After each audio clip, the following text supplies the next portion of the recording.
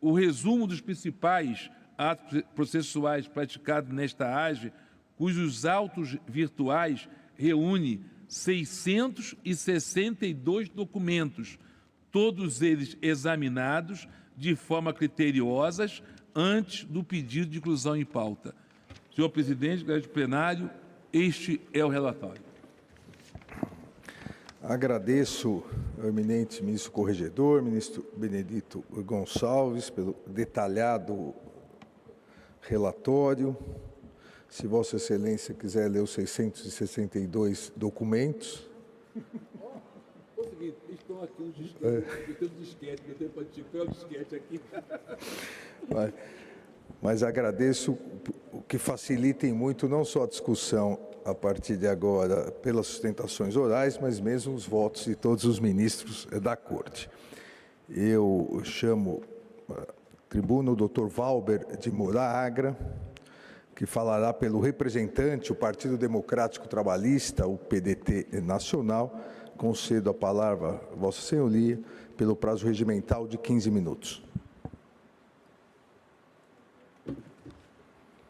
Excelentíssimo senhor presidente dessa egrégia corte, que saudando, gostaria de saudar a todos os membros, ao componente do Ministério Público, professor Paulo Gonet, a todos os servidores, as servidoras, os advogados, as advogadas, meus senhores, minhas senhoras.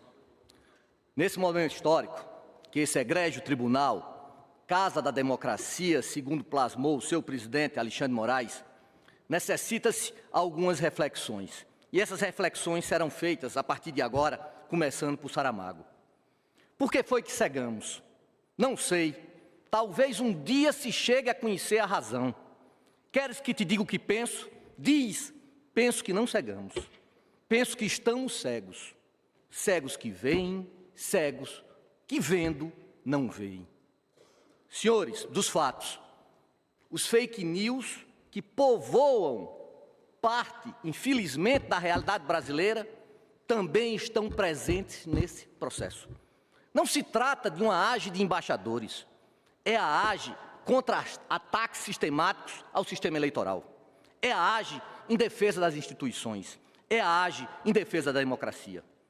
Também não se está aqui tentando imputar responsabilidade por conjunto de obra. Não, cada fato aqui, por si só, representa um gravame inexcusável para a democracia. Não se trata apenas de uma reunião de embaixadores. Trata-se de uma pluralidade de fatos. Fatos com marcos pretéritos, eleição de 2018, que sem nenhuma prova robusta foi menoscabada, foi desprezada dizendo que havia ilícitos, e eleições de 2022, com a antevisão de conduta golpista. Se o resultado não fosse íntegro, não se cumpriria as decisões. Na petição inicial, lá atrás, já se falava que houve no ano de 2021, 23 acharques contra a democracia. E como essa ação é uma ação investigatória, rogou-se que o judiciário pudesse investigar. Que investigações e que tipificações foram essas? Tipificação de abuso de poder político, tipificação de conduta vedada, tipificação de desordem informacional, tipificação de uso indevido de meio de comunicação. Mas não há fatos, há apenas uma reunião. Como não há fatos? Será que vamos entrar novamente em estágio de cegueira coletiva? Como não há fato? Houve uma reunião com claro desvio de finalidade para desmoralizar as instituições. E de forma internacional, que é grave, excelências, utilizou-se bens públicos para finalidades eleitorais, em várias vezes. Constrangeu-se servidores que foram ao palácio na calada da noite, estão nos autos isso. Utilizou-se a TV Brasil, desviou-se propaganda institucional para disseminar fake news. Utilizou-se aviões da FAB, isso sim, utilizou-se aviões da FAB, está nos autos, excelência. Dano ao erário em várias oportunidades. Difusão sistemática de fake news, ataques sistêmicos à democracia, principalmente aos ministros. Veja que coisa pesarosa. Veja que cena triste da nossa história. E a esta corte, e ao STF. E, por último, tentativa nítida de golpe militar de golpe de Estado na conceituação de Couso Malaparte. Vejam, excelências, se fosse qualquer outro mandatário, com essas provas autoevidentes, estar-se-ia aqui discutindo do conteúdo da reunião dos embaixadores. Por que o medo da luz? Por que o medo da luz? Houve acusações e impropérios sem lastro e nenhuma prova. Ao longo de quase 50 minutos, envergonhou-se o corpo diplomático brasileiro, sem provas, com alegações descabidas, tentando transformar nossa nação em um pária internacional. E naquele momento, vários fake news. Que as urnas brasileiras não permitem auditoria. Mentira. Que a apuração de votos é realizada por uma empresa terceirizada. Mentira. Que as urnas foram fraudadas em 2018. Mentira. Que houve acesso aos códigos-fontes. Mentira. Que um hacker conseguiu invadir o que há de mais sagrado na nossa integridade. Mentira. Todos os veículos de checagem, de forma uníssona, repeliram isso. Trouxe-se um processo kafkaniano, cujo acusado à Justiça Eleitoral está sendo emparedado, está indo para o patíbulo, sem uma única prova substancial, ou até mesmo formal. Sensível a esse modus operandi, o Tribunal Superior Eleitoral criou uma comissão de transparência eleitoral. E veja, quase 73% do que fora sugerido foi aceito. E aí falou-se de um argumento raso da falta de eleitores. O sentido não era eleitores, meus senhores. O sentido era difusão na infoesfera, acarretando sua viralização inaudita. O fato de uma reunião para os embaixadores é um agravante, porque tentou-se, num fato tupiniquim, dar repercussão internacional para manchar nossas tradições. Se não fosse grave, excelências, o New York Times não teria feito uma reportagem no qual os embaixadores internacionais, está nos autos, estavam com medo de um golpe de Estado. Não se está aqui tentando exercer um papel de Torquemada, apenas impedir que nossa civilização seja atacada novamente por essas hordas. Dos diálogos institucionais, veja, se não fosse tão trágico, poderia ser cômico. Diálogo institucional, onde não há o respeito do outro, onde não há mensagem, só há ataque. É isso mesmo, quando há ataques desarrazoados ao regime democrático e ao ocupante dos seus cargos públicos. Uma pessoalização inaudita na cena política brasileira. E veja, até mesmo o Partido Democrata Trabalhista, que tem uma posição histórica de integridade das eleições, por causa do caso Proconsult, em 1982, diante desse flerte, diante dessa obsessão golpista, preferiu, entre a civilização e a barbárie, escolher, obviamente, a civilização. Minuta do golpe. A minuta é texto apócrifo? Não, não é texto apócrifo. Nós não sabemos a indicação pessoal de quem o fez, mas sabemos a responsabilidade. A responsabilidade está no Palácio do Planalto. Por que no Palácio do Planalto? Está nos autos, excelência. O senhor Anderson Torres aclareou de forma muito clara. Ela anda aí na esplanada. Ela anda aí nessa esplanada. E depois os fatos notórios dos últimos dias, inclusive, são pululantes, são retumbantes. Impossível negar a claridade dessa luz. E aí nós chegamos na importância da minuta do golpe. Por que, novamente, o medo da luz? Não precisa ser um Tiresias para dizer que essa tentativa de golpe não foi uma consequência de todos esses atos que foram ditos logo no início. Não precisa acrescentar o acervo probatório, porque ele é o desfecho da tentação desses atos praticados. Ele é requisito dessa ópera bufa que tentou-se ser feito, a internalização do caos para conquistar nossas instituições, solapá-las e ferir o regime democrático. A minuta de golpe não é o creme de la creme. Ela é apenas o ápice vergonhoso do menosprezo à coisa pública. Coisa pública. Será que nesses tempos de pós-modernidade, de pós-verdade, poder-se-ia negar o que está lá? E o que é pior, a defesa, ela vai a ser direcionada não na questão substancial, não em negar a tentativa golpista, não em dizer que houve, por parte dos investigados, o zelo da coisa pública, o cumprimento da nossa Constituição cidadã. Muito pelo contrário. A defesa é feita através, não da negação do fato, mas é feita através de quê? É feita através da tentativa de óbices processuais. É feito através de mais uma fake news. Então veja, quando eu não nego o seu conteúdo, quem cala consente.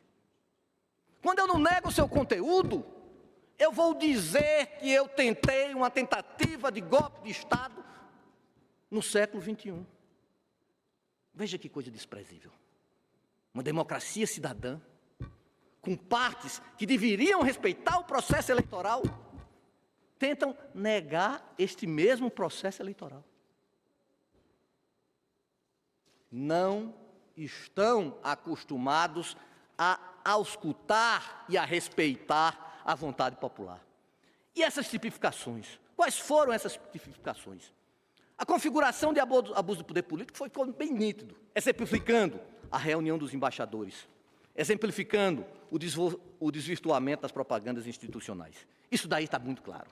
Depois, nós poderíamos dizer mais o quê?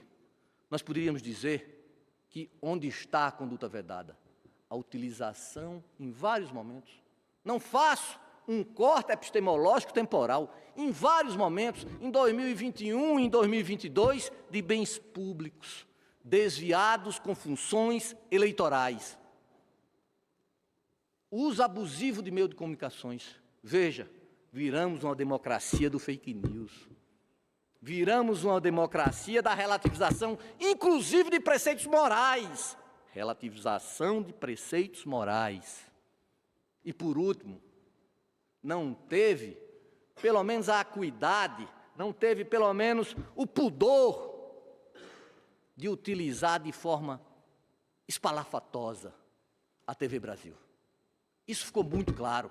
Não tem eleitores. Como se precisaria eleitores se fora divulgado para todo mundo, para todo o Brasil, e depois repisado incessantemente por meio da mídia digital. Plasma-se o que Maquiavel dizia, e não é Goebbels, é Maquiavel: mentir, que é alguma coisa há de ficar. Será que essa pós-verdade pode mentir em questões ontológicas essenciais para a nossa soberania, essenciais para o nosso conceito de civilização? É isso mesmo que estamos fazendo? E aí chegamos na importância da minuta do golpe. Ele é importante, ele não é importante. Já falamos que dos casos aqui nós podemos relegá-lo. Mas ele não se configura uma causa de pedir. Não se configura por quê? Porque o nexo causal é o mesmo. A ação é investigatória, não se adianta você pegar preceitos privatísticos do processo civil, quando o processo civil não tem a autonomia dentro do processo eleitoral, o processo eleitoral tem subsidiariedade. A Abradep, que tanto honra o esforço intelectivo dessa seara, já disse bem claro da autonomia do processo eleitoral. Como é que eu vou dizer que numa investigação a causa de pedir e os fatos, causa de pedir prévia, mas eu vou negar o fato, eu vou congelar o mundo fenomênico? É isso mesmo que está se tentando fazer? Tudo extingue-se, excelências. O posicionamento esperado por essa egrégia corte é de negar que haja uma consecução, uma analogia com o caso de Dilma Temer. Por que essa diferença? Porque o posicionamento esposado no TSE, lá naquele caso, foi que houve uma negativa para ampliação do objeto da demanda. Aqui não se imputa ou não se pede uma alegação do objeto da demanda. Por quê? Porque os fatos posteriores são desdobramentos do primeiro. A narrativa é a mesma. A narrativa é a mesma. Não há incorporação de nenhum fato novo, de nenhuma causa de pedido diversa. A minuta de golpe não é fato, excelências, não se transmudou na realidade, não houve a sua realização. É um documento nocivo, um dos piores documentos de toda a civilização constitucional do Brasil. apenas houve desdobramento de fatos e causa de pedir. Apenas houve desdobramento de fatos e causa de pedir. Tão bem isso foi feito, que urge aqui ressaltar um ilustre trabalho feito pelo relator, o ministro Benedito. Uma acuidade sem igual, um esmero ímpar, uma profundidade teorética salutar. E a gravidade? A gravidade está aqui. A gravidade quantitativa e a gravidade qualitativa. Seja pela repercussão, que foi imensa, seja pela reprovabilidade dos atos. Pois bem, excelências, vamos ao término. Nesse momento histórico, deve-se ecoar, mais uma vez, as palavras de Goethe, que no seu leito de morte disse: luzes, mais luzes. Por que a sociedade brasileira precisa de tantas luzes? Por que, excelência? Porque nós necessitamos sair da cegueira ao qual estamos condenados, excelências. Porque não podemos cair na barbárie, excelências. Porque devemos suplantar os fossos da nossa sociedade. Porque devemos recolocar nossa nação ao trilho do desenvolvimento. A claridade é o principal instrumento para debelar esses flagelos. Portanto, excelências, com base em todas as provas robustas apresentadas, o Partido Democrata Trabalhista roga que todos os pedidos da inicial sejam aceitos, para que a posteridade, excelências, a posteridade, com orgulho, possa afirmar a plenos pulmões que em Brasília ainda há juízo. Muito obrigado a todos e a todas. Agradeço ao Dr. Valber de Moura Agra e peço suba a tribuna o Dr. Tarcísio Vieira de Carvalho Neto, que falará tanto pelo representado Jair Messias Bolsonaro, quanto pelo representado Walter Souza Braga Neto, pelo tempo somado regimental de 30 minutos. Muito bom dia, eminente presidente, senhora ministra Carla Lúcia, excelentíssimos senhores ministros, doutor representante do Ministério Público Eleitoral. Como bem disse o doutor Valber Agra, em virtude de fenômenos como as chamadas bolhas informacionais, que são muito caros a questões como as fake news, por exemplo, dentre outras, estão também os temas dos chamados fatos alternativos e das disputas de narrativas sobre os mesmos fatos. Até passado bastante recente, convivia-se muito bem com versões diferentes, com visões diferentes, mas dos mesmos fatos. Isso é próprio da democracia em sentido substancial. É bom que seja assim e sempre foi assim. Filtros artificiais de verdade têm tisnado, todavia, esses consensos democráticos verdadeiros e colocam em xeque, sim, conquistas civilizatórias em instituições republicanas. É justamente esse o caso. O julgamento em debate é representativo desse tipo de disfunção nada serviente da boa democracia e do verdadeiro Estado democrático de direito, como bem disse o ministro Marco Aurélio, onde os fins não justificam os meios. No Estado de Direito, ritos e solenidades não podem ser flexibilizados em nome de nada, na mira de nenhuma finalidade pretendida de antemão, notadamente de natureza política. É por meio dele, devido ao processo legal, é por meio do Estado democrático de direito que se infunde justamente racionalidade, imparcialidade e equilíbrio aos atos de poder, inclusive aos atos de poder do poder judiciário. Se não há direito sem política, o que é verdade, também não deve existir política à margem do direito. São conquistas inegociáveis e são conquistas em inegável instrumentalização recíproca. Graças justamente ao império do direito, ao império da lei, o Estado Democrático de Direito, não precisamos acreditar em homens, ainda que bem intencionados, para alguns chamados de déspotas esclarecidos, mas sim na lei, mas sim na justiça, como acesso à ordem jurídica justa, com todo o respeito ao ilustre advogado que me antecedeu na tribuna, não está em julgamento como quer se fazer crer o bolsonarismo. Não se está a arbitrar uma disputa sangrenta, imaginária, entre a civilização e a barbárie. Não está em julgamento, mesmo porque o Tribunal Superior Eleitoral é um tribunal, não é um parlamento, não é um colégio eleitoral. Não está em julgamento, portanto, aqui, nesse processo, a validade, por exemplo, de um processo de direita para a vida política da nação.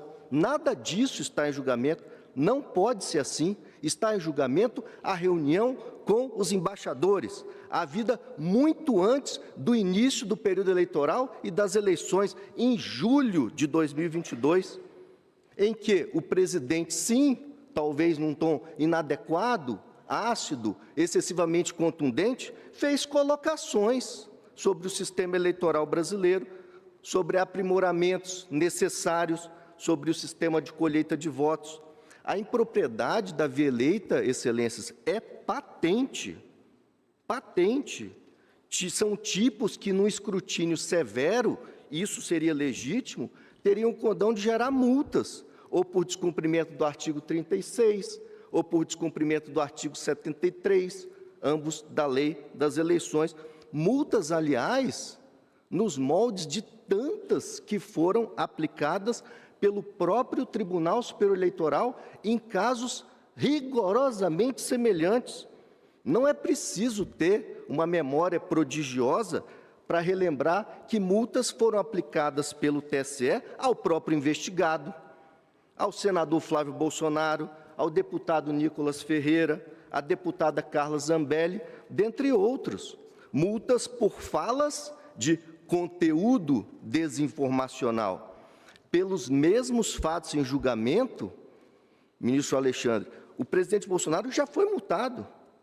Representações, não AGES, representações do PT, do PCdoB, do Ministério Público Eleitoral e do próprio PDT, sobre os eventos, sobre a reunião com os embaixadores. Em julgamento conjunto, o tribunal, inclusive, aplicou a multa de R$20 mil a Jair Messias Bolsonaro, mas há mais.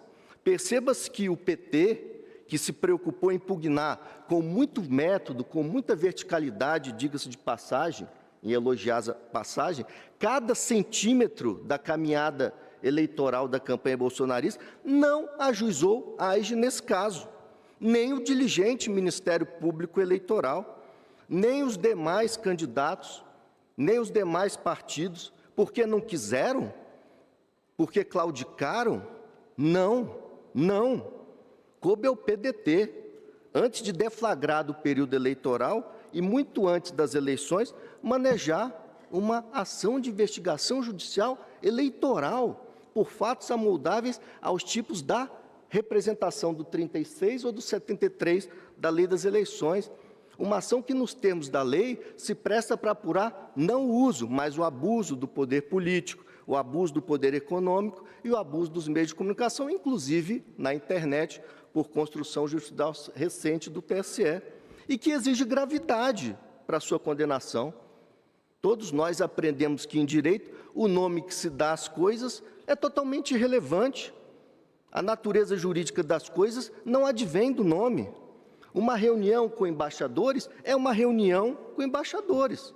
A vida em prédio público? A vida em prédio público. Em que mês? Em julho do ano eleitoral, eleições em outubro. Isso não traduz uma base fática suscetível de apuração em ação de investigação judicial eleitoral. Se o presidente queimou a largada em matéria de propaganda, que se lhe aplique a multa do 36.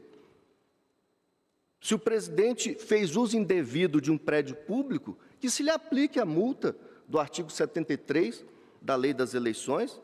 Mas o PDT, numa espécie de esquenta eleitoral, como naquelas escaramuças que antecedem os verdadeiros combates, optou pela AGE, como se houvesse discricionariedade técnica no trato dessa matéria, como se fosse possível tergiversar com a tipologia das ações eleitorais e com a cientificidade desse ramo do direito eleitoral, eu não creio, sinceramente, tenha havido um erro.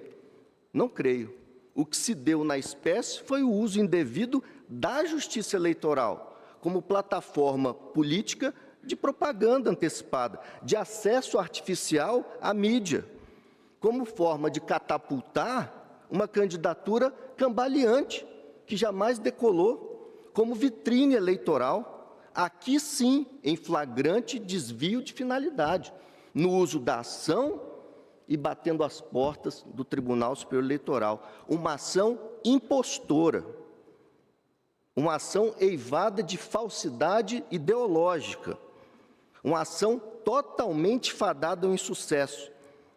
Talvez por isso, diante desse fracasso iminente, desse retumbante insucesso anunciado, sobreveio o uso desesperado de uma espécie de boia de salvação, materializada numa injustificável alteração da causa de pedir, como se as ações eleitorais fossem buracos negros, como se as ações eleitorais tivessem causa de pedir aberta, como ocorre no processo de controle concentrado de constitucionalidade. Era uma investigação para apurar a rigidez jurídica de uma franciscana reunião com embaixadores. Não tem absolutamente nada de uso de aeronave. Tem café, pão de queijo, sanduíche, suco, tem nota fiscal de R$9.000. Em prédio público, sim, mas para tratar dentro de um diálogo institucional forte, confesso, ácido, desinibido, tratado com a Justiça Eleitoral, que semanas antes fizera uma mesma reunião com os embaixadores, e que depois do evento do presidente Bolsonaro produziu uma nota pública dentro de um diálogo institucional público, sobre um tema que, numa democracia substancial, não poderia ser tabu. Numa nova narrativa, então, muito diferente, muito inventiva, falaciosa, com o devido respeito, aquela simples reunião de julho do ano passado passou a ser tida como o acender de um rastilho de pólvora que redundou na lamentável explosão dos atos do dia 8 de janeiro. Incidente lamentável, mas há 3 dias atrás, o atual ministro da Defesa do governo petista, que é um homem lúcido, esclarecido, o ministro Zé Múcio, já disse: esse evento não teve um grande líder, não teve uma liderança identificada, está em todos os jornais isso. Introjetou-se, ministro Floriano, a fórceps nas vísceras desse processo original, que cuidava de um assunto diverso, um corpo estranho, tumoroso.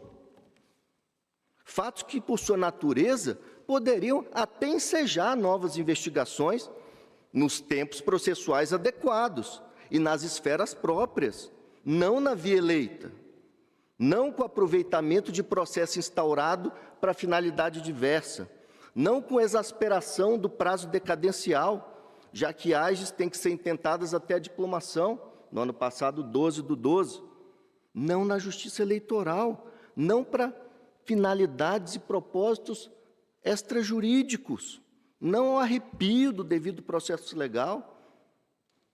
No devido processo legal são os meios que justificam os fins, não para colocar fim eleitoral em Bolsonaro, no bolsonarismo, ou mesmo para varrer do mapa político um projeto de direita para o Brasil. De acordo com esse desenho inicial da causa, a defesa, ministra Carmen Lúcia, ofereceu contestação, produziu provas, e a causa de pedir delimita o contraditório. Isso não é uma questiúncula, isso é uma questão constitucional. Trata-se de assegurar o contraditório e a ampla defesa com todos os meios de recurso a ela, ampla defesa, inerentes. Não havia alteração da causa de pedir, e com a contestação, circunscrito o contraditório, demonstrou-se que na conduta dos investigados não há traço de abuso do poder. O ato foi eminentemente de Estado, foi institucional e oficial, fazendo uso do artigo 84(7) da Constituição Federal, foi realizado não na presença de eleitores, não na presença de candidatos, não na presença de atores eleitorais no plano geral das eleições de 22, foi publicizado, foram encaminhados convites ao TSE, ao Supremo, ao TST, ao TCU. O ministro Fachin, à época, chegou a responder dizendo que não iria. Foi despido de gravidade, notadamente para os fins alusivos a esse tipo de ação que a AGE e o ministro Benedito, no dia 8 de dezembro de 22, Sua Excelência acabou de pontuar isso no relatório, proferiu uma decisão de saneamento, de organização do processo, fazendo, inclusive, alusão ao processo da chapa Dilma Temer. E, na parte final, Sua Excelência diz, em bom português, que a controvérsia fática recai sobre as circunstâncias em que a reunião foi realizada, não o 8 de janeiro. Isso não é desdobramento de uma reunião com embaixadores, com todo respeito.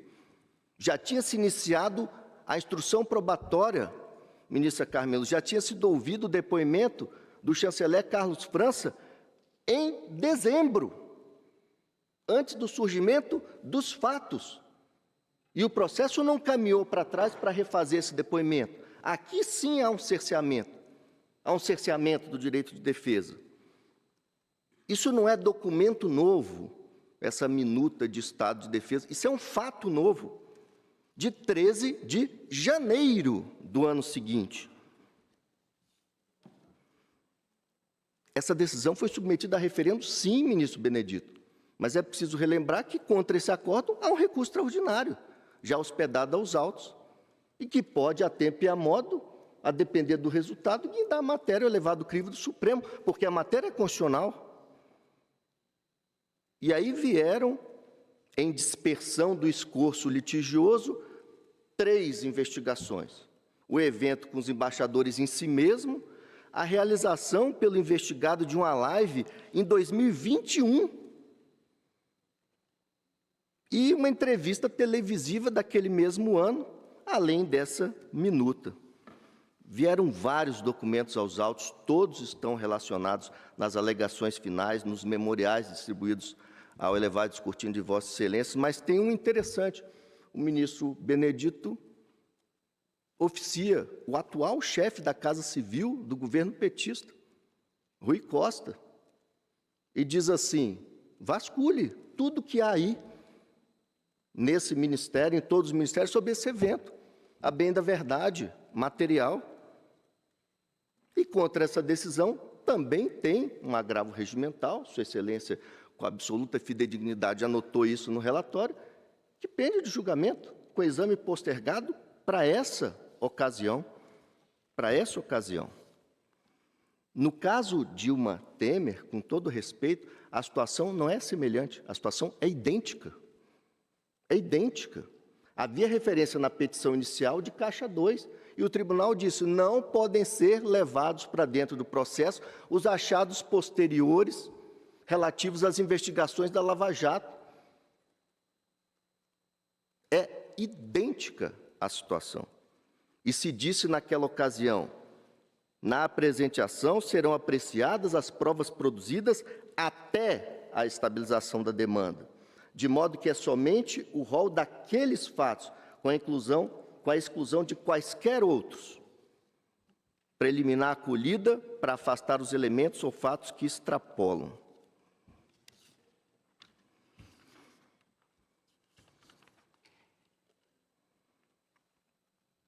O que houve nessa reunião, eminente presidente, senhores julgadores? Essa reunião nem de longe ostenta um caráter eleitoral. Essa reunião ostenta uma reunião de caráter diplomático. Como se viu, semanas antes, o Tribunal Superior Eleitoral convoca embaixadores, presidido à época pelo ministro Fachin, e faz uma exposição do que entende ser o discurso adequado para a justiça eleitoral. O presidente, e aqui se fez referência a diálogo institucional por isso, não num diretório partidário, em evento oficial, constante da agenda oficial, chama os mesmos embaixadores, chama o ministro Fachin,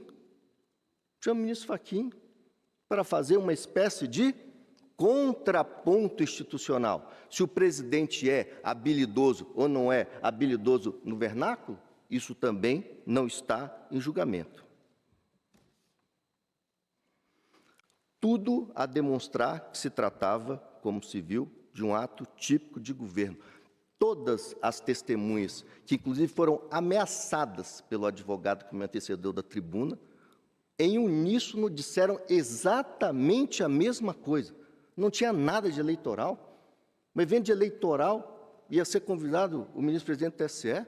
Um evento de eleitoral que não tem nem o candidato a vice do pré-candidato, não tem um político, não tem um candidato a nada. E o que veio lá da Casa Civil, depois dessa devassa do ministro Rui? Nada. Convites a embaixadores, convites a autoridades nacionais, selos, envelopes, respostas e confirmações de presença, ofícios circulares internos. Não tem nada de uso de avião da FAB, eu não vi nada disso no processo e eu li muitas vezes. Assim como é fantasiosa a inicial, é fantasiosa a narrativa oral que acabei de ouvir. O discurso do presidente dizia, dentre outras coisas, nós queremos corrigir falhas, nós queremos transparência.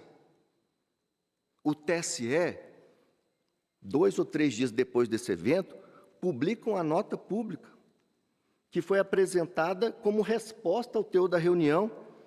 Globo, Portal UOL, Revista Isto É, Veja, Metrópolis, SBT, Correio, dentre outros. Se alguma gravidade havia, do ponto de vista eleitoral, que se admite apenas para argumentar, essa providência acabou com ela. E aquela liminar que tinha sido concedida pelo tribunal que proibira a repercussão do evento, deram o tiro de misericórdia nessa imaginária gravidade que aquela conduta pudesse ostentar.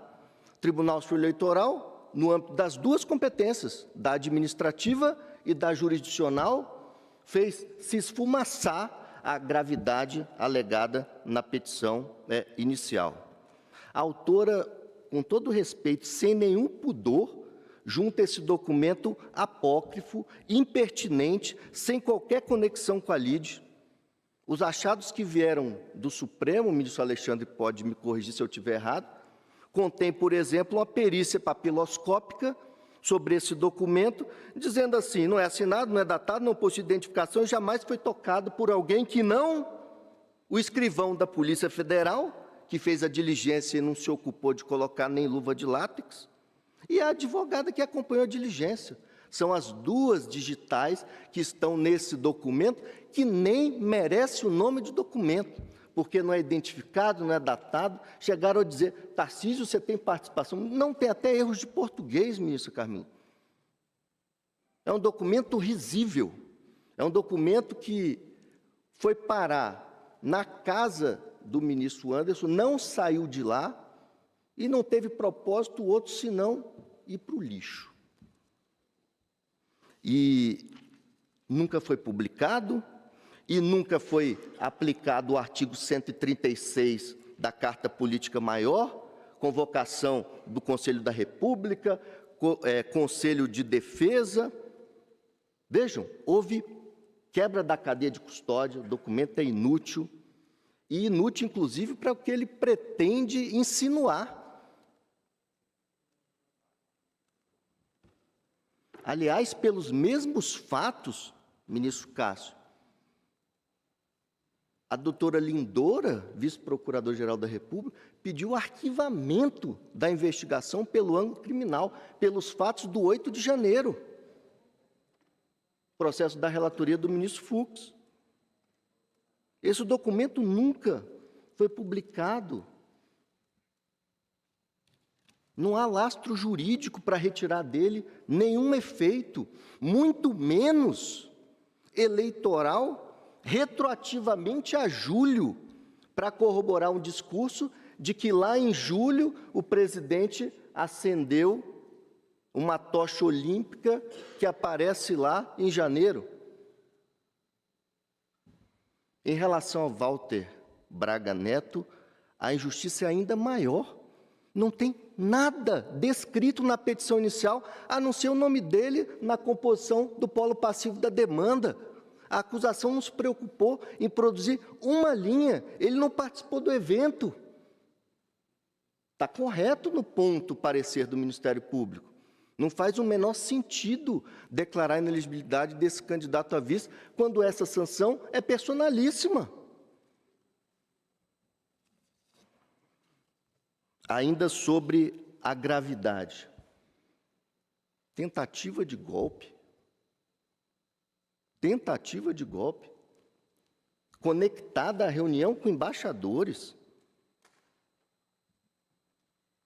Essa pretensão não dependeria de discursos outros que não os de descrédito da justiça eleitoral?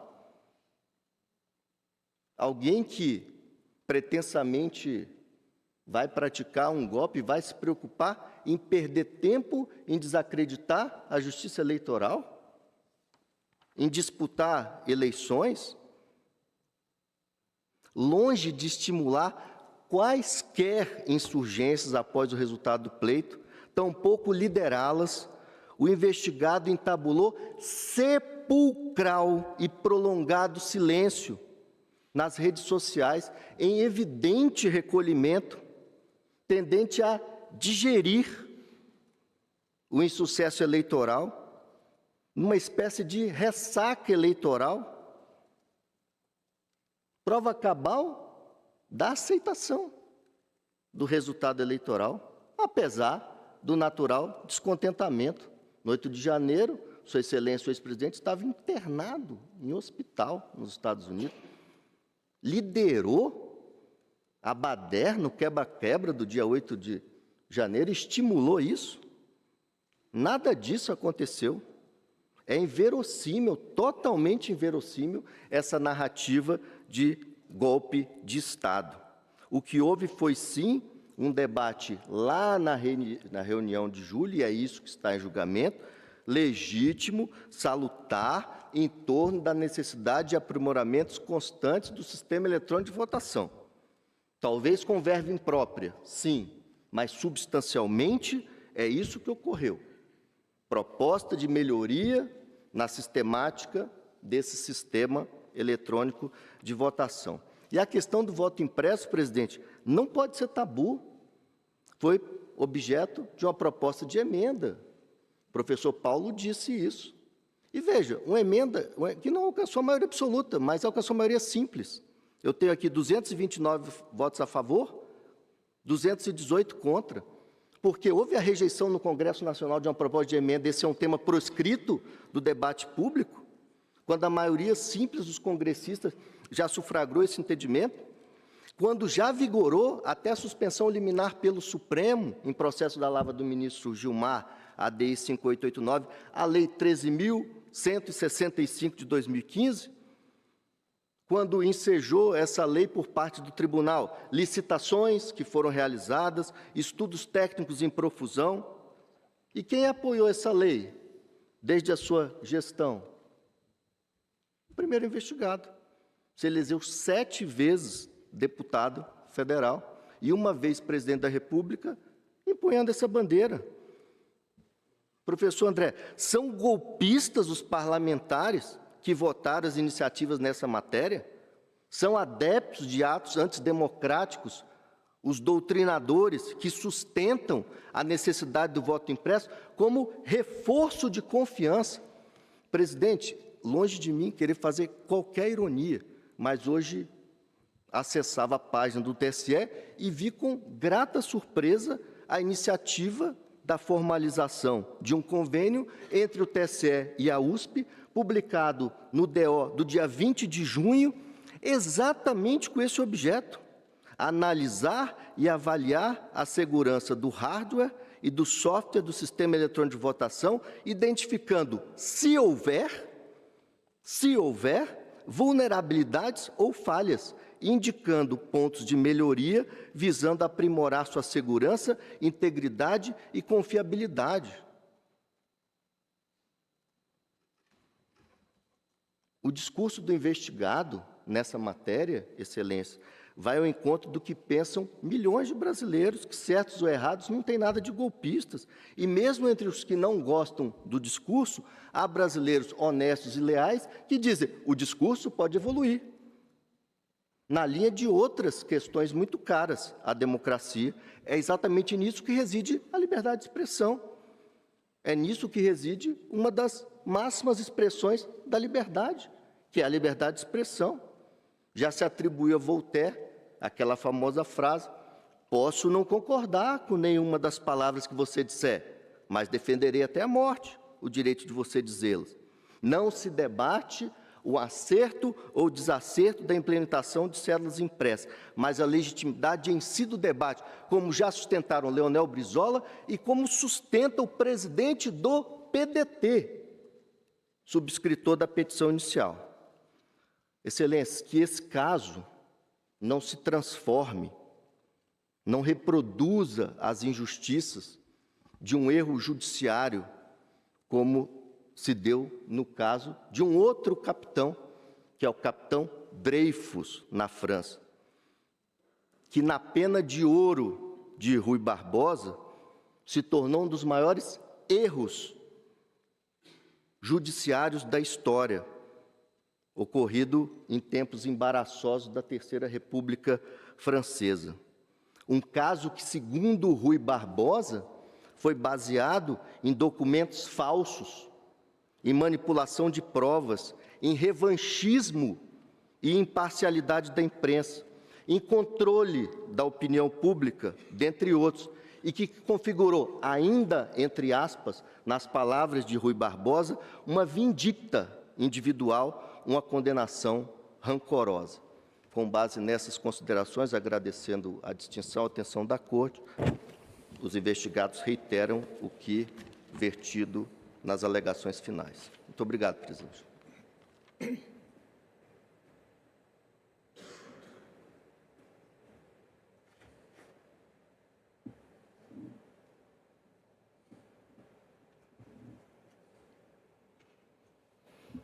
Agradeço ao Dr. Tarcísio Vieira de Carvalho Neto e passo a palavra ao vice-procurador-geral eleitoral, professor Paulo Gustavo Gonet Branco, que falará em nome do Ministério Público Eleitoral pelo prazo de 30 minutos. Excelentíssimo senhor presidente do Tribunal Superior Eleitoral, ministro Alexandre de Moraes, excelentíssima senhora vice-presidente do Tribunal Superior Eleitoral, ministra Carmen Lúcia, excelentíssimo senhor ministro Nunes Marques, excelentíssimo senhor corregedor-geral e relator do feito, ministro Benedito Gonçalves, excelentíssimo senhor ministro Raul Araújo, excelentíssimo senhor ministro Floriano de Azevedo Marques, excelentíssimo senhor ministro André Ramos Tavares, dignos advogados aqui presentes, que cumprimento na pessoa do ínclito e admirado Dr. Tarcísio Vieira de Carvalho, Dr. João Paulo Oliveira, senhoras e senhores. As particularidades fáticas do caso já foram apresentadas de modo exaustivo, e isso me permite resumir o parecer do Ministério Público Eleitoral, juntado aos autos, atendo-me às linhas principais da discussão da causa. A ação foi proposta contra o então presidente da República e o seu vice, que concorreram à reeleição. Todos os fatos descritos e apurados dizem respeito a condutas apenas do primeiro. Não se atribui ao candidato a vice-presidente nenhuma participação nos eventos que motivaram a investigação. Como não há mandato a cassar, adianto que o Ministério Público se manifesta pela improcedência da ação de investigação contra Walter Souza Braga Neto. A acusação contra o candidato a presidente da República atribui a ele abuso de poder político, indicando desvio de finalidade em reunião com embaixadores no Palácio da Alvorada, ocorrida em julho de 2022.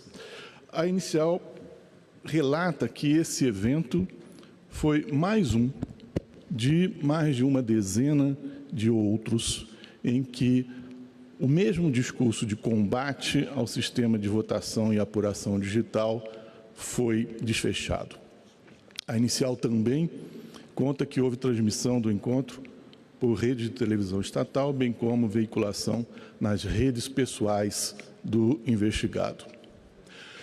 O êxito da ação de investigação eleitoral proposta, no que imputa abuso de poder político ao investigado, depende da reunião de 4 elementos. Primeiro, a condição de agente público do sujeito da conduta. Segundo, desvio de finalidade de situação vinculada ao cargo em que o sujeito está investido. Terceiro, a busca de vantagem para a situação eleitoral do candidato. E quarto, a gravidade da conduta para afetar a legitimidade do processo eleitoral. Ao ver do Ministério Público Eleitoral, todos esses elementos estão estampados nos autos. A inicial também apresenta outra causa de pedir, a utilização indevida de meios de comunicação social, que está imbricada na espécie, no contexto cognitivo do abuso do poder político. O primeiro elemento para configurar o abuso de poder está presente de modo inequívoco. O segundo e o terceiro elementos se interpenetram na sua conotação. O aproveitamento arbitrário da situação propiciada pelo desempenho de função pública se revela pela desnaturação de ato oficial em acontecimento fundamentalmente eleitoreiro. Vejamos como os fatos se ajustam a essa moldura. O presidente da República, nessa qualidade, atuando como chefe de Estado, convidou formalmente os mais altos representantes diplomáticos estrangeiros acreditados no país, bem como diversas autoridades brasileiras, ao Palácio da Alvorada. Ali, ouviram comunicação sobre a falta de confiabilidade do sistema eletrônico de votação e a apuração adotado pelo TSE. O presidente alertou que, sob esse sistema, se estava na iminência de se realizarem eleições viciadas e ilegítimas, maliciosamente dirigidas para beneficiar o seu principal adversário. O discurso ganhou difusão nacional por meio de sistema de televisionamento público federal e por meio de reprodução em redes sociais do investigado. O discurso, portanto, também se dirigiu ao conjunto dos eleitores brasileiros e não apenas a representantes diplomáticos que, evidentemente, não possuem capacidade eleitoral ativa. Não se nega que o presidente da República, no exercício da sua atribuição constitucional de manter relações com estados estrangeiros, pode reunir o corpo diplomático credenciado em Brasília para relatar fatos de gravidade nacional com repercussão internacional. Não se duvida, tampouco, de que há margem de discricionariedade política bastante ampla para o presidente da República decidir sobre o que, a seu ver, é assunto interno suficientemente relevante e inquietante para ensejar a preocupação das potências estrangeiras e justificar a solenidade da exposição. Ocorre que esse poder não é ilimitado. Também aqui incidem os limites constitucionais da impessoalidade e da moralidade, que guiam toda a gestão dos assuntos da República. Mesmo em atos políticos como esse, há balizas que, desrespeitadas, levam à deformidade do desvio de poder, do desvio de finalidade.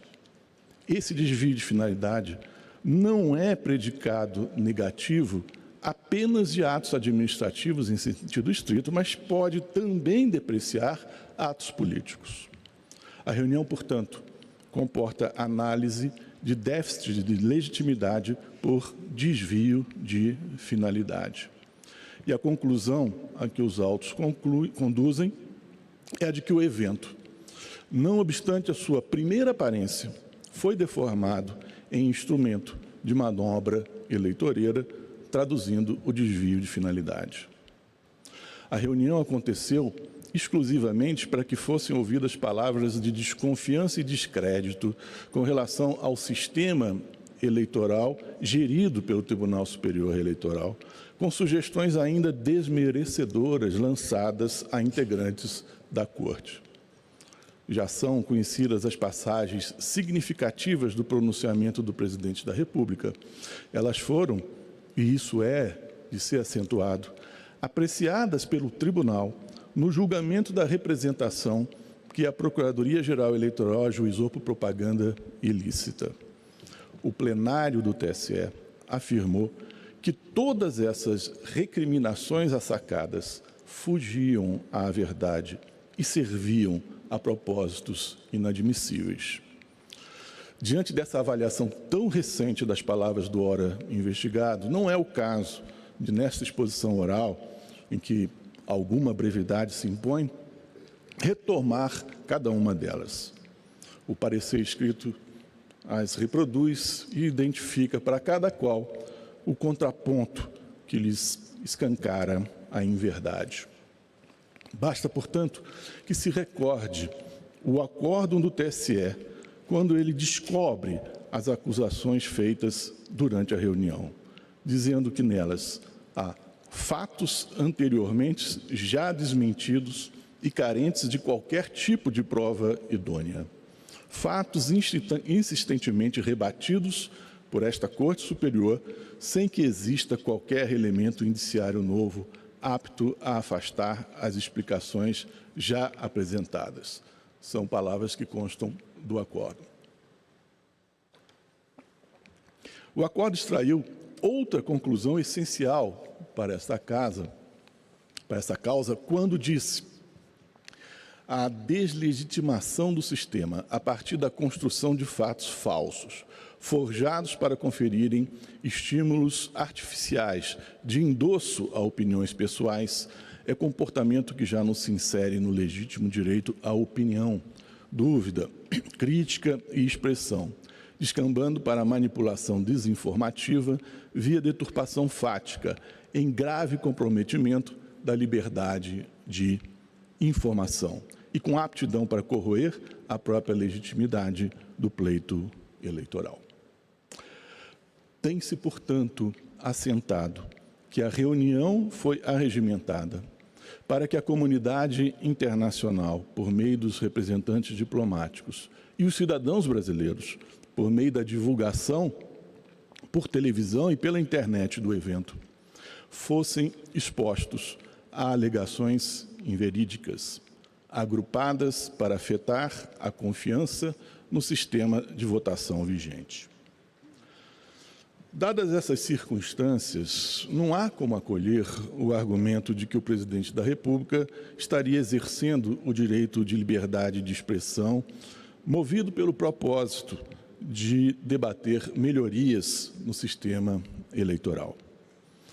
É bem sabido que a garantia constitucional encontra limites na verdade fenomênica. Por isso que não cabe dar socorro a assertivas propositadamente desencontradas da realidade. Se não for assim, perde sentido a elevação da liberdade de expressão e de informação ao cimo da estrutura jurídica do país. É certo também que os consensos sobre os contornos da realidade podem sofrer aprimoramentos. As revoluções científicas consistem justamente na quebra auspiciosa de paradigmas. Mas não é nada de sublime desse gênero o que se vê retratado nos autos. Quando se volta contra o que se acha estabelecido como fato real, o interlocutor há de assumir o ônus de apresentar evidências que justifiquem o dissenso, não cabendo o desprezo gracioso e desmotivado dos elementos de convicção contrários. A responsabilidade do participante do debate político democrático sobe tanto mais de ponto, quando o que afirma é capaz de lançar descrédito sobre instituição nuclear para a existência democrática, como é o sistema de votação para a escolha dos que representam a vontade política do titular da soberania.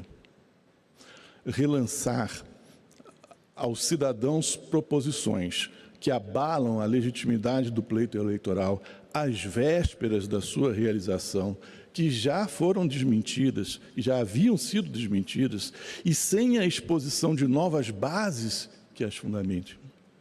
Não é contribuir para o progresso das estruturas da democracia, mas é degradá-la ardilosamente, pela destruição da confiança de que o sistema depende.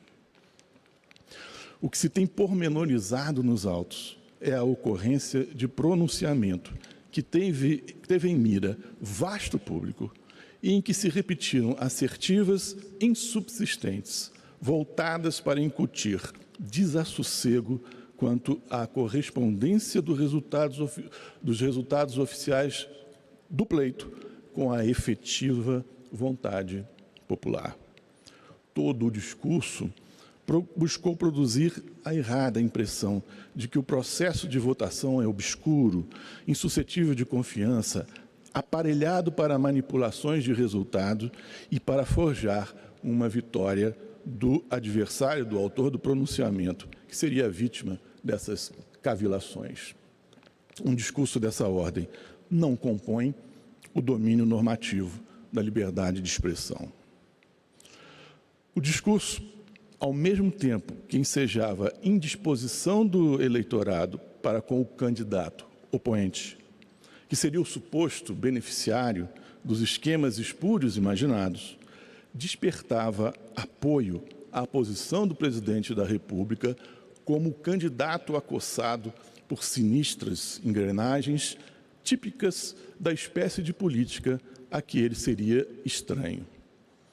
A circunstância de essas palavras haverem sido vertidas com solenidade pelo chefe de Estado perante a comunidade dos representantes diplomáticos estrangeiros induzia o cidadão a conferir ainda maior verossimilhança às acusações infundadas, em prejuízo da clareza da verdade. A reunião para propagar notícias falsas e conclusões falaciosas não respondeu, assim, a razões de Estado que justificariam a cerimônia. O intuito foi apenas e nitidamente eleitoreiro. Está caracterizado que o candidato à reeleição se valeu da sua situação funcional de presidente da República para, mediante notícias que sabia ou deveria saber que serem desavindas da verdade, obter a atenção e a adesão de eleitores. Está caracterizado o uso da função pública para benefício eleitoral indevido. Enfim, a desconexão do ato com algum propósito legítimo exibe o desvio de finalidade. O segundo e o terceiro elementos característicos do abuso de poder estão demonstrados. O quarto elemento, o da gravidade da conduta, pode ser enxergado sob dois ângulos. A impugnação do sistema de votação e apuração, empreendida pelo presidente da República, com argumentos desautorizados pelos fatos, nas condições vistas, apresenta gravidade em si mesma. O discurso que reiterava outros tantos é apto para, por si, perturbar a tranquilidade institucional que deve ambientar as eleições no sistema democrático. A desconfiança quanto à fidelidade do resultado apurado à efetiva manifestação de vontade do eleitor é causa de estremecimento do apoio popular à própria existência de eleições. A normalidade e a legitimidade das eleições ficam atingidas. O sistema representativo desacreditado solapa a base da opção fundamental do Constituinte por um Estado democrático de direito. Críticas mais do que temerárias, críticas sabidamente infundadas ao funcionamento do sistema de votação incorporam esse risco, revelando-se assim de ressaltada gravidade. Essa avaliação tem o abono do Supremo Tribunal Federal. Na TPA 39, a gravidade íncita a ataque infundado contra o sistema de votação foi realçada no voto do ministro Gilmar Mendes, quando ele disse: o discurso de ataque sistemático à confiabilidade das urnas eletrônicas não pode ser enquadrado como tolerável em um Estado democrático de direito, no qual se propugna o sufrágio universal pelo voto direto e secreto como direito fundamental qualificado como cláusula pétrea, especialmente por um pretendente a cargo político. Tal conduta, diz o ministro, ostenta gravidade ímpar, pode comprometer o pacto social em torno das eleições. Aceitar como normal ou legítimo esse discurso de legitimação do resultado das urnas, continua o voto, volta-se analisando o retrospecto histórico da nossa República contra a própria Constituição Federal de 1988, a qual juramos proteger. Bom, bastaria essa perspectiva, esse primeiro ângulo de visão, para que a gravidade do evento se desse a conhecer.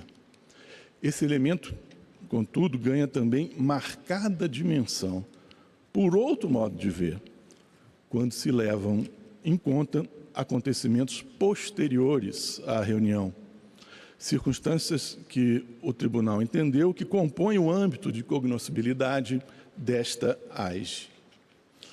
A propósito, essa decisão da Corte não tem nada de revolucionário do ponto de vista processual.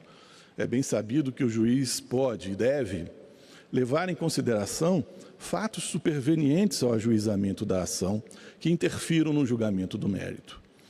Isso é o que comanda o artigo 493 do Código de Processo Civil. Isso é assim, tendo em vista que a sentença deve refletir o estado da lide no momento da entrega da prestação jurisdicional. Por isso, o juiz deve levar em conta o chamado fato superveniente. O que não se admite é o conhecimento de fatos alheios à lide, como definida pelo pedido e pela causa de pedir. Foi esse o contexto que se viu presente em julgado outro bem conhecido, relacionado com as eleições de 2014. Aqui, contudo, não se traz a estudo fato desvinculado das balizas da controvérsia como gizadas inicialmente. Nada obsta que fatos ocorridos depois da inicial possam ser contemplados na medida em que confirmam o que o investigante tinha como de possível ocorrência. Esses fatos, se antes estavam no plano da potencialidade, passam adiante ao campo da atualidade, sem se desgrudarem do fato base que animou a propositura da demanda. Sob esse ângulo, tem-se que o chamado à desconfiança nas eleições não rendeu ao candidato a maioria dos votos, mas provocou reações de desabrida e descomedida desconfiança de parcela da população sobre a legitimidade dos resultados das urnas, como jamais se viu desde o advento da Constituição de 88. É notório que, depois das eleições, aconteceu uma inédita mobilização de populares que rejeitavam aberta e publicamente o resultado do pleito, recusando-lhe legitimidade. Acampamentos de pessoas pedindo medidas de ruptura da ordem constitucional, manifestações violentas de rua e bloqueio de rodovias foram promovidos por pessoas que aderiram à ideia da ilegitimidade das eleições. E estão ainda presentes e nítidas as imagens do dia 8 de janeiro de destruição e de assinte aos poderes constituídos. O discurso contra a confiabilidade do sistema de votação eletrônica, mesmo que não visasse a esses resultados específicos, não poderia ter mais expressiva revelação do seu infesto potencial antidemocrático. Igualmente, sob esse segundo ângulo, se exibe a gravidade das circunstâncias. O quarto elemento caracterizador do abuso de poder político. Ao ver do Ministério Público, portanto, estão reunidos todos os elementos definidores do abuso de poder político de que o candidato investigado é acusado. A conclusão do parecer se conforta em precedentes do TSE de 2021, caso Francisquini, em que se definiu que ataques ao sistema eletrônico de votação podem configurar abuso de poder político ou uso indevido dos meios de comunicação quando redes sociais são usadas para esse fim. O precedente ressalta a outra hipótese de procedência da ação, atinente ao uso indevido dos meios de comunicação, que também concorre para o desfecho de procedência da demanda, já que o discurso encontrou divulgação em redes sociais da internet ligadas ao investigado. O pedido de condenação do primeiro investigado à pena que ainda resta cabível de inelegibilidade merece acolhida. Obrigado pela atenção. Agradeço ao eminente vice-procurador-geral eleitoral, professor Paulo Gustavo Gone Branco, falou em nome do Ministério Público. Em virtude do horário, em face da sessão que temos eu, ministra Carmen Lúcia, ministro Nunes Marques, no Supremo Tribunal Federal, eu suspendo o julgamento, que prosseguirá na sessão da próxima terça-feira, às 19 horas, iniciando-se com o voto do relator, o ministro Benedito Gonçalves. Então, após a leitura do relatório e a realização das sustentações orais, o julgamento foi suspenso. Antes de encerrar a sessão, eu gostaria aqui, em meu nome, em nome do Tribunal Superior Eleitoral, parabenizar a ministra Carmen Lúcia, que ontem completou 17 anos de Supremo Tribunal Federal. Todos sabemos que a ministra Carmen Lúcia, uma das mais respeitadas e reconhecidas publicistas nacional e internacionalmente, diversos artigos, livros publicados, professora titular de Direito Constitucional da PUC de Minas Gerais, onde foi procuradora do Estado, tendo exercido a chefia da instituição como procuradora-geral do Estado. Eminente ministra Carmen Lúcia presidiu o Supremo Tribunal Federal. Eu sempre repito que eu tive a honra de ser empossado pela eminente ministra Carmen Lúcia no dia 22 de março de 2017. A ministra Carmen Lúcia foi a segunda mulher a ser nomeada para o Supremo Tribunal Federal, no 21 de junho de 2006, a segunda mulher a presidir o Supremo Tribunal Federal no biênio 2016 e 2018, é a primeira mulher a dirigir aqui o Tribunal Superior Eleitoral, a Corte da Democracia, presidindo as eleições municipais de 2012. E será, e vai atingir mais um recorde, será a primeira mulher a presidir 2 vezes o Tribunal Superior Eleitoral a partir de junho do ano que vem.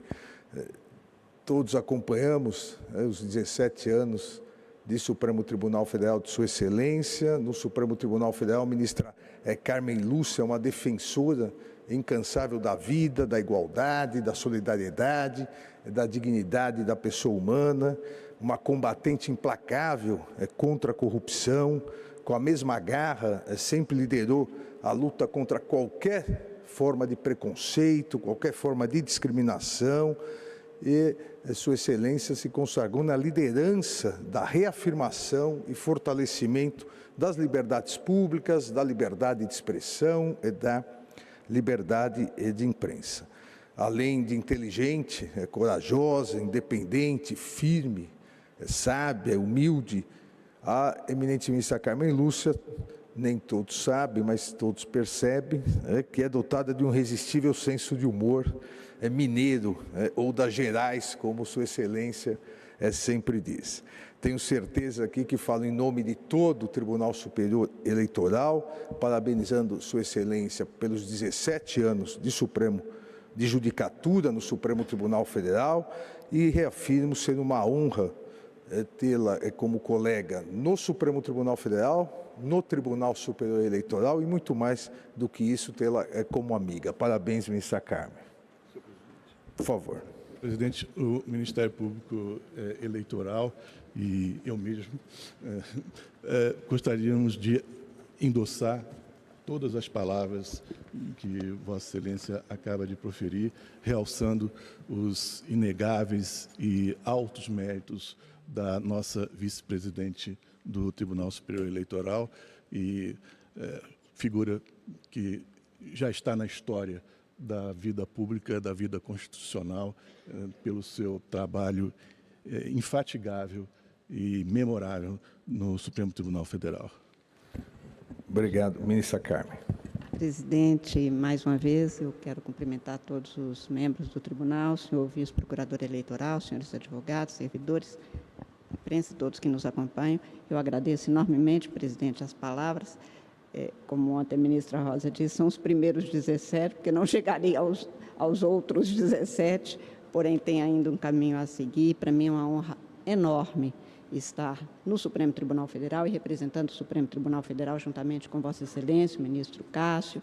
Estivemos aqui em outras composições, sempre com o compromisso deste Tribunal Superior Eleitoral pela democracia brasileira, de que tem dado testemunho permanente a esta casa no aprimoramento das nossas instituições. É um trabalho enorme que se processa aqui, sempre com a garantia do cidadão brasileiro de que todos nós, juízes eleitorais, não nos arredamos da responsabilidade com a competência, eficiência, transparência da justiça eleitoral e, por isso mesmo, me sinto muito, muito honrada e agradecida por essa oportunidade que tenho de estar aprendendo todos os dias com Vossas Excelências. No caso de Vossa Excelência especificamente, acho que esse tribunal dá um testemunho, talvez único na história do Brasil, nas instituições brasileiras, da efetividade jurídica, social e institucional do princípio republicano, porque aqui os mandatos são fixos, específicos.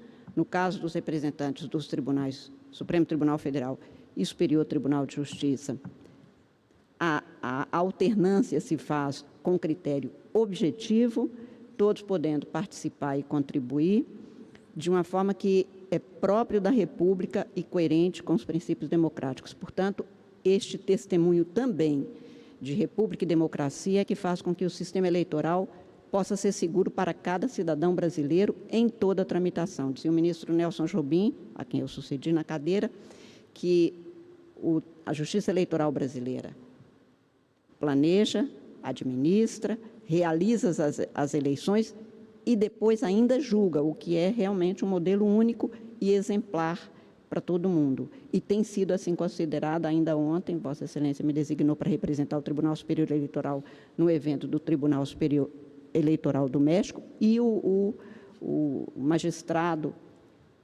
também de lá dizia exatamente, fazia referência a este modelo e a essa instituição que nós temos. Portanto, é extremamente honrosa essa oportunidade. Nem todos os que integram o Supremo Tribunal Federal têm a oportunidade de estar aqui pelo período que a gente passa lá e da designação para cá, e eu, pela segunda vez, tenho tido essa honra. Muito obrigada mais uma vez, também ao Ministério Público Eleitoral, que cumpre este papel, juntamente com todos os advogados. Muito obrigada, presidente.